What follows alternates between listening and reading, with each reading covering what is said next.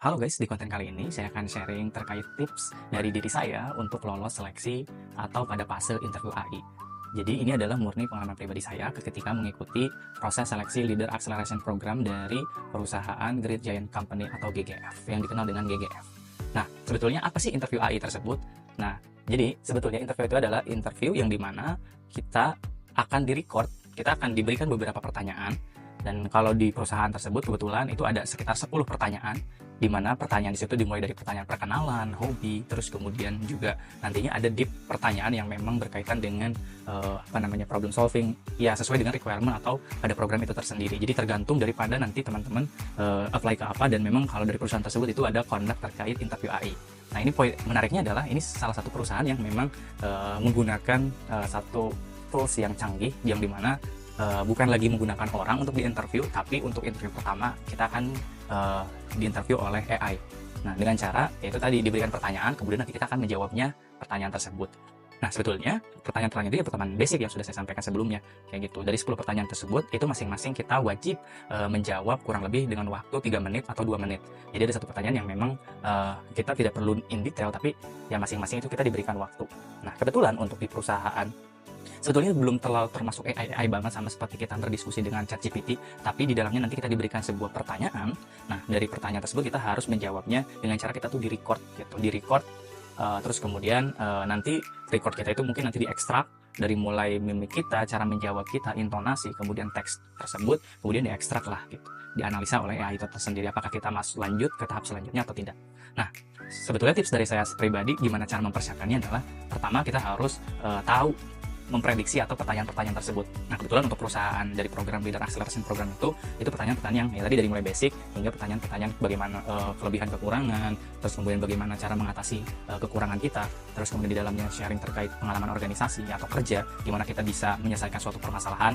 Itu di sana lebih in-deep membangun atau menggali potensi kepemimpinan kita dalam menyelesaikan permasalahan untuk membuat sebuah keputusan. Jadi put decision making, jadi untuk menjadi seorang decision maker atau ya udah seorang yang membuat keputusan dengan berbagai analisa atau mitigasi risiko yang ada. Nah, jadi gitu. Jadi kayak misalkan sebagai contoh di pertanyaan tersebut itu bagaimana cara kita mengatasi atau memang menyelesaikan permasalahan yang sebetulnya permasalahan tersebut itu baru terjadi, dan apa langkah apa yang harus kita lakukan. Nah, itu banyak sekali, bisa kita menggunakan banyak metode menceritakan. Pertama, kalau kita menggunakan metode STAR itu kita seperti pada pengalaman saya sebelumnya, saya ditugaskan menjadi A, terus kemudian tugas saya bla bla bla bla bla bla, kemudian dengan tugas tersebut perusahaan meminta dengan deadline apa, terus outputnya seperti apa, sehingga saya melakukan action atau pemecahan masalahnya itu seperti apa hingga ke result. Jadi ada STAR method. Jadi setiap pertanyaan tersebut saya selalu in detail dengan struktur atau kerangka jadi STAR method.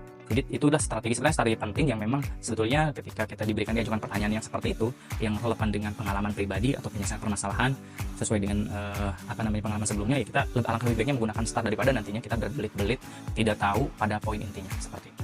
Kemudian selain ada tadi kayak misalkan ada juga kepribadian yang dimana bagaimana kamu mengatasi ketika dengan orang-orang baru, tapi kamu di situ dituntut untuk menjadi seorang pemimpin atas member-member baru, itu seperti apa langkah penyelesaiannya seperti itu. Jadi itu lebih lagi menggali apa yang ada dalam diri kita. Itu teman-teman bisa menjawabnya dari trip dari saya tentang strategi yang menjawab itu. Tidak harus kalau memang teman-teman ketika di pengalaman kerja tidak ada concern seperti itu, teman-teman harus mencari apa yang relevan, misalkan di organisasi dulu, terus kemudian ya semasa kepemimpinan, hal-hal yang lainnya. Tidak harus relevansi dengan dunia kerja, tapi ya seenggaknya teman-teman di sana tuh tahu bagaimana mengalami situasi tersebut dan langkah apa setidaknya teman-teman udah merasakan daripada kondisi tersebut untuk menyelesaikannya gitu. Jadi teman-teman punya pengalaman di dalamnya, tidak harus berkaitan dengan kerja.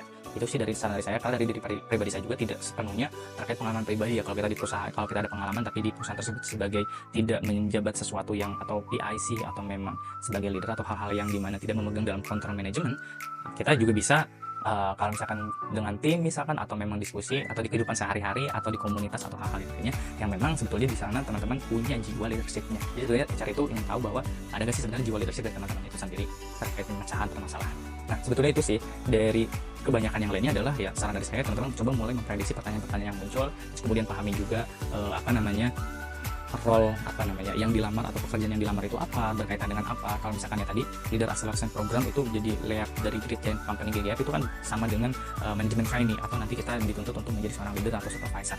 Nah, jadi dimana kita dilatih untuk ya ada gak sih ini memiliki leadership yang bagus atau enggak dan sebagainya. Itu sih. Jadi teman-teman coba elaborasi dan prediksi hal-hal yang memang akan dimunculkan dari pertanyaan-pertanyaan tersebut. Nah, kalau dari pribadi ya tadi di GGF itu ada 10 pertanyaan, masing-masing 3 pertanyaan, dari mulai 5 pertanyaan seputar pribadi atau basic, terus kemudian 5 pertanyaan selanjutnya itu berkaitan dengan deep terhadap pengalaman, organisasi, terus kemudian kontrol diri, manajemen dan sebagainya. Jadi itu lebih ke in-depth. Nah, ya, jadi saya tidak hanya memberikan gambar umum, karena bisa jadi di berbagai perusahaan itu berbeda pertanyaannya, karena saya juga ini bukan sekali 2 kali untuk mengikuti. Kebetulan ini saya pernah mengikuti interview itu untuk yang kedua kalinya, nanti akan sharing di konten selanjutnya, yaitu interview AI pada program Danamon Banker Training atau DBT gitu. Mungkin itu saja pengalaman dari saya. Jadi saya tidak menjelaskan in detail by point, tapi semoga teman-teman bisa memahami apa yang menjadi highlight atau yang menjadi tangkapan daripada intisari saya bercerita tadi. Semoga bermanfaat.